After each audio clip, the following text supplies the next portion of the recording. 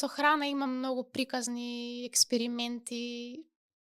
Имав и забегано малце со анорексија. Мислам, скоро сите балерини поминуваат низ тоа. Анорексија, булимија, некој таква Булимија, да, сум немала, ама анорексија, да, сум поминала низ тоа и се излечив сама.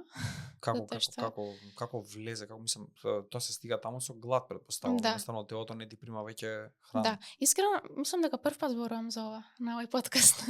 не сум зборувала за Па може да споделиме за тоа што може, да. Тоа е првото нешто, да кажеме, зборам се за нас обични луѓе што некогаш дошле во контакт со балет.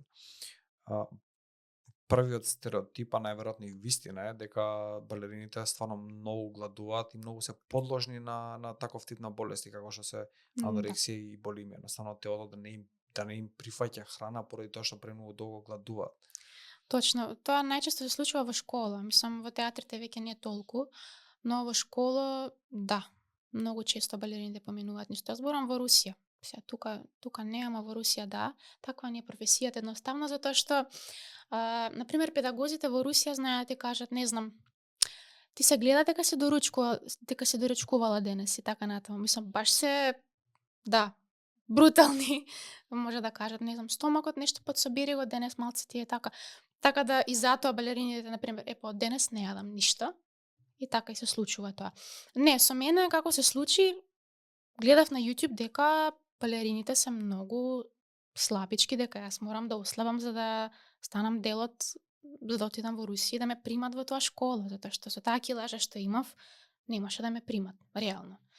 Јас нормално паметната, никого не слушав, ни мајка, ни никој, престанав да јадам, едноставно. Со едно портокалче, со пола портокалче, со не знам што, ослабев многу.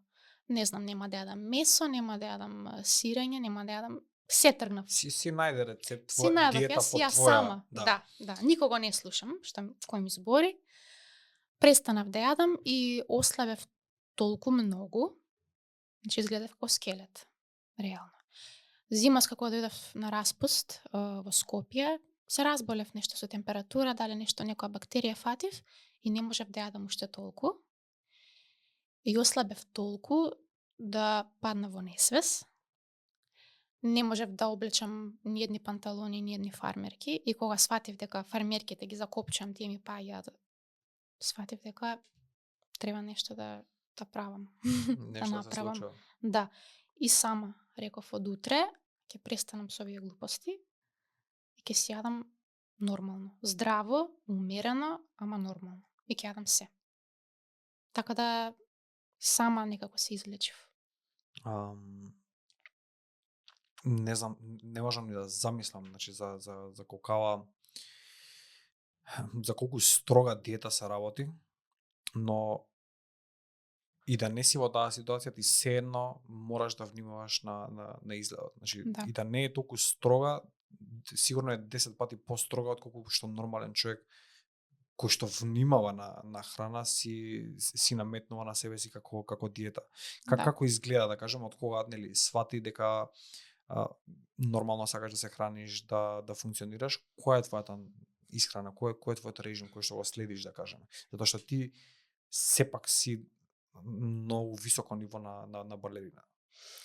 Па сега ќе кажам прво од кога се излечив од анорексија, кога почнав се да јадам, па сега после почнав и со некои други експерименти. Значи јас цел живот нешто експериментирам со храна.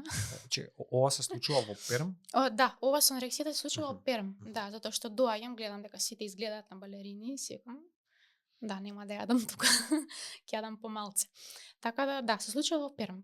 Подоцна кога сватив дека... Знаеш, ми е интересно што, например, во едно такво школа, да кажеме, специјализирано за балет, кај што луѓето знаат дека врската со храната може да е проблематична и е проблематична, најверојатно, со многу луѓе оставаат на тебе, на твојот карактер да се соочи, да го научи тоа. Тоа ми е малку интересно. Што например не даваат еви режим, значи следи го ова, како што ги следиш и сите останати вежби, цела програма која што имаме за тебе, еве ти и за исхрана.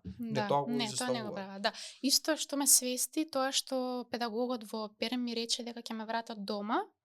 Ми рече седни на клупа, нема да вежбаш денес. Ми викам зошто? Тоа што изгледаш, ќе ми паднеш вика во сала, не сакам да ми паднеш во несвес. И тука сваќам дека јас нема да можам да вежбам, зашто само сум си го направила ова. И тогаш сватив дека ќе си почнам да јадам нормално. Добро, тоа завршив за тоа.